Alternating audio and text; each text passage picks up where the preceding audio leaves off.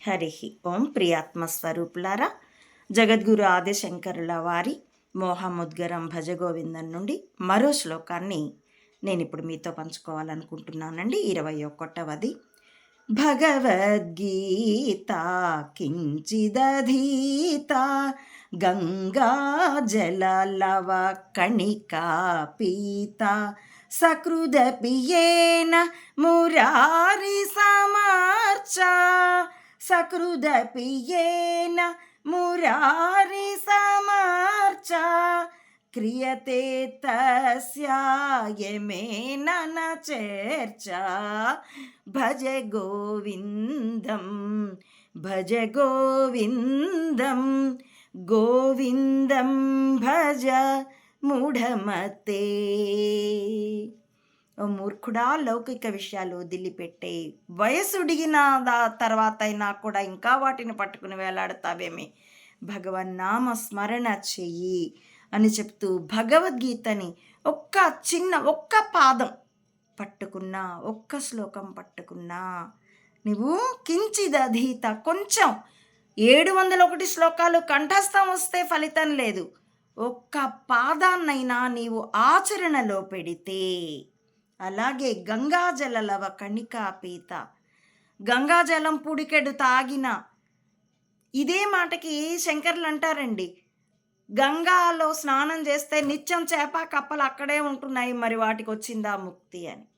అలా గంగాజల పానం పుడికెడు తాగితే మోక్షమో పుణ్యమో వచ్చేట్లయితే మరి చేప కప్పలకి ఎంత రావాలి అని. వాటికి ఆ స్పృహ తెలియదు, అది గంగని, తామున్నది గొప్ప పుణ్య నది అని వాటికి తెలియదు. కానీ మనిషికి తెలుసు కదా.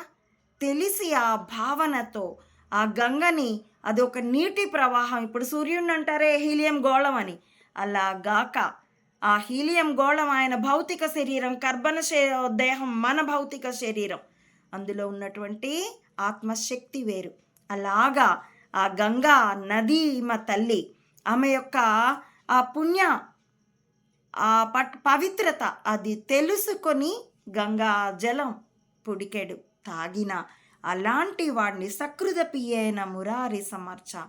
అలాగే మురారిని ఎవరైతే విఠల విఠల విఠల విఠల హరే రామ రామ రామ హరే హరే హరే కృష్ణ కృష్ణ కృష్ణ హరే హరే.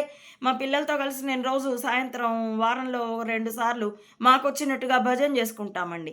అలాగా భజిస్తే, ఎవరైతే భజిస్తారో వాళ్ళు క్రియతే తస్య ఏమైనా నా చర్చ. అలాంటి వాళ్ళని యముడు కూడా ఏం చేయలేడు. ఏం చెబుతున్నావమ్మా, సాక్షాత్తు శంకరుడే వెళ్ళిపోయినాడు, ఆయన భక్తులు ఆయన శిష్యులు కూడా తీరిపోయినారు, వచ్చిన దేహం పడిపోతుంది కదా, యముడు మరణాన్ని ఇచ్చాడు కదా, యముడేమీ చేయడంటున్నావేమి అనంటే, మరణం దేహానికి, ఆ సూక్ష్మ శరీరము, ఆ కారణ శరీరము యమలోకానికి వెళ్ళదు, ఆయన చేత నరక శిక్షలు పొందదు, లేదా ఊర్ధ్వలోకాలకి పంపబడదు. ఆ యముడు ఆ జీవుణ్ణి ఏమీ చేయలేడు. ఈ 3 చేసిన, గీతని ఆచరించిన, గంగని సేవించిన, మురారిని స్మరించిన జీవుడు మహాత్ముణ్ణి అతడు బ్రహ్మలోకం వెళ్తాడు, అతడు ముక్తుడవుతాడు తప్ప యముడిచ్చేటటువంటి ఊర్ధ్వలోకాలో లేదో అధోలోకాలో వెళ్ళడు. కాబట్టి యముడి యొక్క చర్చ, యముడి యొక్క ప్రసక్తి అట్టి మహానుభావుడి ఎడల ఉండదు. ఇది దీని యొక్క నిగూఢ అర్థం అండి. నాకు అర్థమైన విధంగా నేను మీకు చెప్పే ప్రయత్నం చేశాను. నా ఈ వీడియోల కంటెంట్ మీకు నచ్చితే please like, share and recommend my channel to others as well. Subscribe it.